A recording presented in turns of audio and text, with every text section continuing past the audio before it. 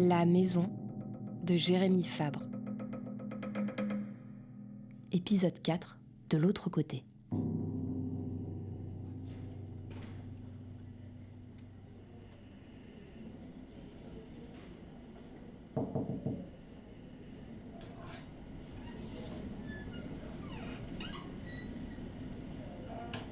Ça fait longtemps que t'es pas venu me voir. Je sais, papa. Tu me dis ça à chaque fois. T'es toujours en train d'écrire ton histoire?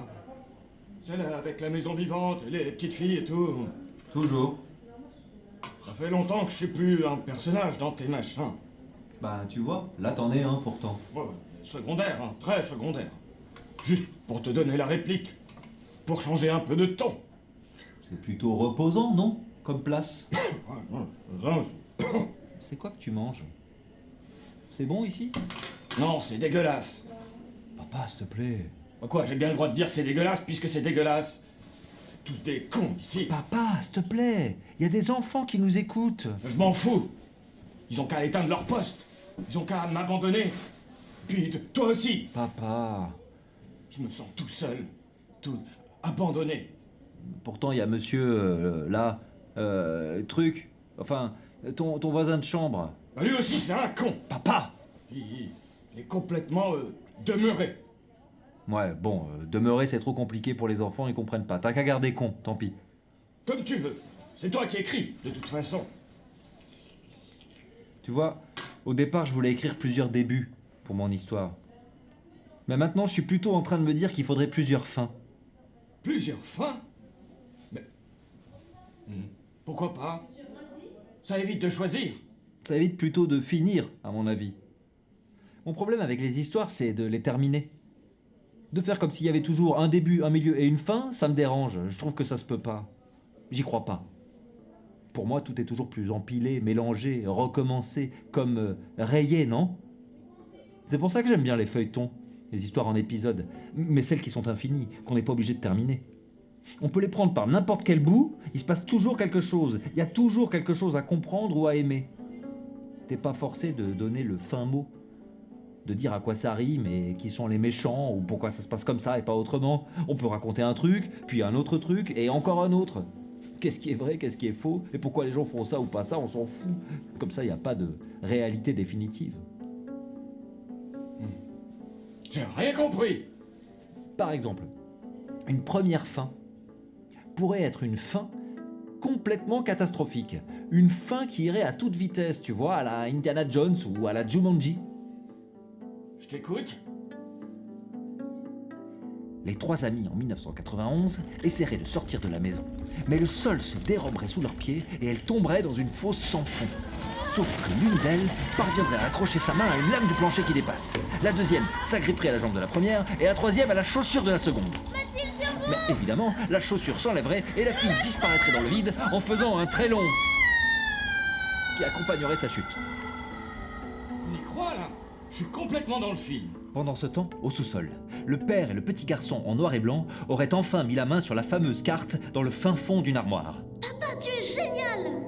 Et seraient en train de ramper dans des conduits d'aération, mais poursuivis par des tentacules ou des plantes vivantes qui les attaqueraient par surprise en surgissant de nulle part. Attention! La mère et la fille, elles aussi en noir et blanc, les retrouveraient enlacés l'un dans l'autre. Mais trop tard, ils seraient morts étouffés par les lianes. Ce serait une fin très tragique et insoutenable, et quand bien même deux des amis auraient survécu, elles ne se remettraient jamais de leur aventure et de la perte de leurs camarades.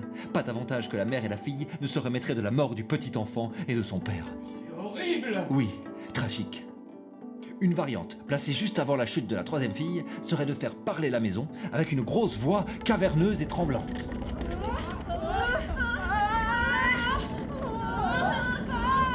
Pourquoi m'avez-vous réveillé?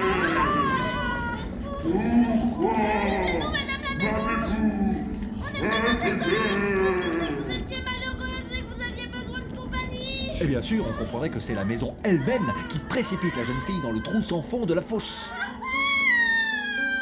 La maison est vivante, mais elle est pas sympa. Il y aurait évidemment une version possible de la fin qui serait un peu plus, disons, réaliste. Vas-y, balance. On reprendrait l'histoire de la mère et de sa fille aujourd'hui. Elles ont terminé de visiter la maison, Elles n'ont finalement pas prêté attention au bruit d'effondrement dans le sous-sol, et elles sont rentrées chez elles. Maman, Mhm. t'as déjà pensé, toi, qu'en fait, on choisissait rien de sa vie? Parce que quelqu'un, quelque part, écrit chaque chapitre et que toi, tu te contentes de suivre l'histoire? Comme si nous étions des personnages. Ouais, voilà, c'est ça. Et donc, pour éviter ça, il faudrait trouver la personne qui écrit et la zigouiller, pour reprendre le pouvoir sur sa vie. Tu crois que c'est possible? Maman répond rien.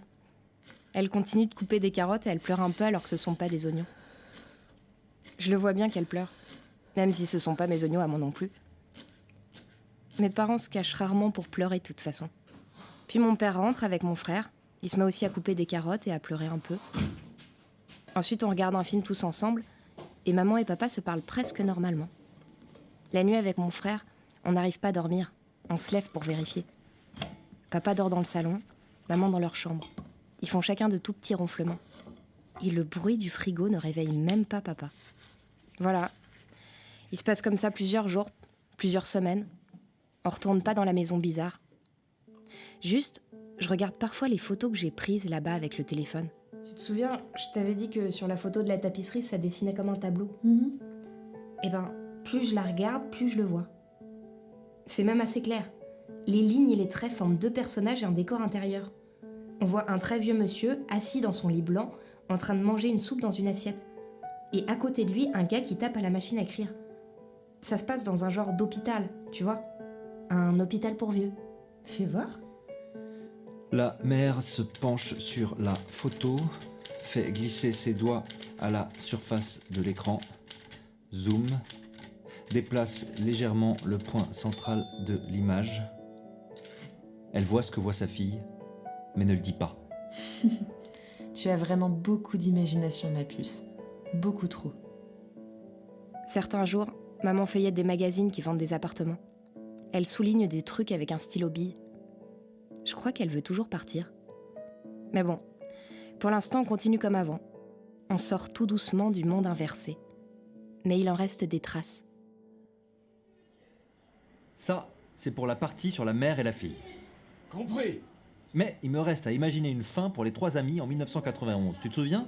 Ils sont restés devant la télévision à regarder ce film en noir et blanc hein, avec le père et l'enfant. La télé s'est coupée, La lumière aussi. dehors c'est la tempête. Et elles se sont mises à hurler. Les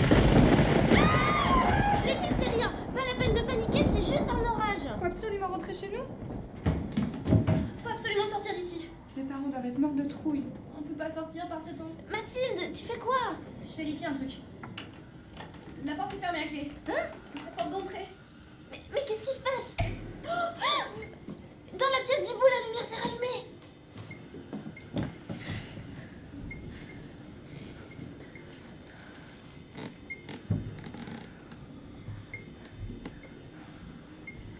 Vous comprenez le morse? Oui, bien sûr. Le morse, la langue des signes, et puis le patois-picard aussi. Ah, mais je plaisante pas. Elle essaie encore une fois d'entrer en contact avec nous en faisant du morse avec le clignotement de l'ampoule. Mais qu'est-ce que tu racontes? C'est dans la pièce avec la tapisserie. La pièce avec le message et le tableau caché. Elle est effrayante, cette tapisserie. Quelle idée dégoûtante de représenter un vieux bonhomme qui mange de la soupe. Et l'autre, avec sa machine à écrire, c'est quoi le concept en fait? Mais vous comprenez pas? Vous comprenez toujours pas? Non.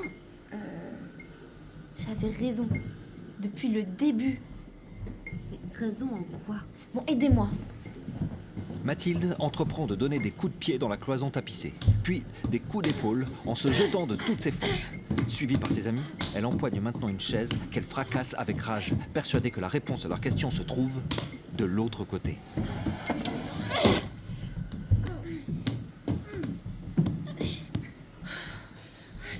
Ça commence à faire des trous.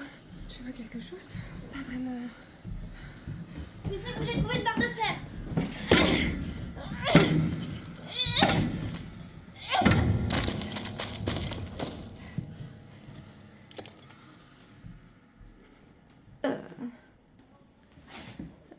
Bonjour. Bonjour. Bonjour. Les trois amis me regardent taper à la machine, tandis que j'écris les derniers mots de l'histoire. Il y a de la poussière et des morceaux de tapisserie qui volent. Mon père termine sa soupe. C'est dégueulasse.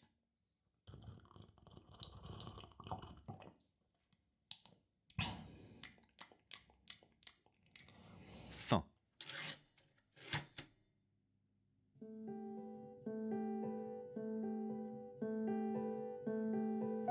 La maison de Jérémy Fabre. Réalisé par Benoît Deschaux et Louise Bjejoska-Dudek. Prise de son, montage son, Benoît Deschaux. Musique, Rachel Langlais. Mixage, Arnaud Marten. Illustration, Isabelle Loyer.